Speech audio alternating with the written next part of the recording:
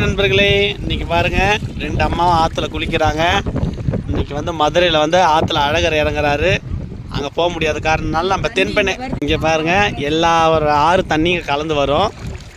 இங்கே பாருங்கள், அதனால் இன்றைக்கி வந்து இங்கே குளிக்க வந்திருக்கோம்.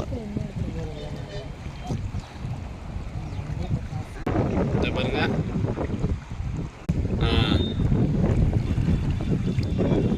ரொம்ப விசேஷமான ஒரு ஆறு, ரொம்ப ஒரு நல்லது கிட்ட எல்லாரும் ஆற்றுல பண்ணுவாங்க.